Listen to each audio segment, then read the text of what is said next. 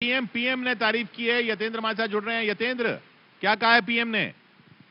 देखिए, जैसे ही वित्त मंत्री निर्मला सीतारमण ने अपना बजट पेश किया, सब पूरे सदन ने उनका ताली में जो टेबल है उनको थपथपाकर स्वागत किया और उसके बाद तुरंत बाद प्रधानमंत्री मोदी उनके नजदीक गए और उनको इतना अच्छा बजट पेश करने के लिए उनको धन्यवाद दिया, उनकी तारीफ की और उन्होंने कहा कि जो बजट आपने पेश किया है वो जो विकसित भारत का जो संकल्प है और खासकर मध्य वर्गीय परिवारों की जो इच्छाएं हैं, जो नौकरी पेशा लोग हैं, उनके विकास में मील का पत्थर साबित होगा। और ये प्रधानमंत्री नरेंद्र मोदी ने वहां पर वित्त मंत्री निर्मला सीतारमण को कहा। जी,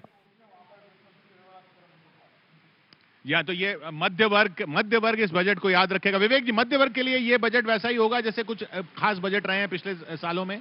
जो एक 90s में हम ड्रीम बजट की बात करते हैं, हाँ, आई थिंक ये भी एक हिस्टोरिक और बजट है अपने वे। और मध्यम वर्ग की हम जब बात करते हैं किशोर, तो दो और अहम अनाउंसमेंट्स आज के बजट में। एक, मध्यम वर्ग का जो सपना रहता है कि अपना घर हो, और हम यहाँ नोएडा में बैठे हुए हैं, बहुत बार होता है कि जो प्रोजेक्ट्स हैं वो अटक जाते हैं किसी न किसी कारण से। तो एक ऐसी सिचुएशन हो जाती है जहां हम अपना घर का भी रेंट दे रहे हैं और जो घर लेने वाले हैं उसका लोन का भी पैसा दे रहे हैं और घर हमें नहीं मिल रहा है। इसके तहत एक स्कीम थी, special window assistance for middle income housing, Swami scheme, जिसके तहत 50,000 ऐसे घर जो अटके हुए थे उनकी चाबियां मिडिल क्लास को मिली है। उसको बढ़ाकर और 40,000 और यूनिट्स जो अटके हुए हैं वो मिलेगा इस बजट में।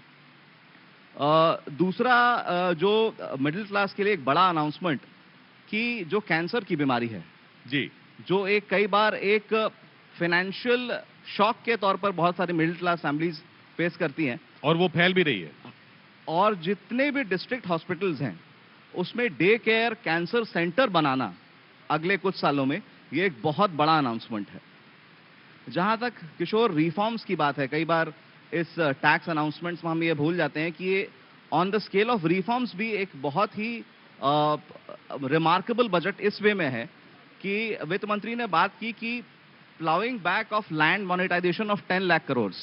इसका मतलब सीधे शब्दों में ये हुआ कि सरकार की जो बहुत सारी ऐसी जमीन है जो सरकार ओन करती है, जो अभी इस्तेमाल नहीं हो रही है, सरकार किसी न किसी तरीके से अगले 5 साल में उसको यूटिलाइज कर इकोनॉमी में 10 लाख करोड़ का इन्वेस्टमेंट करेगी।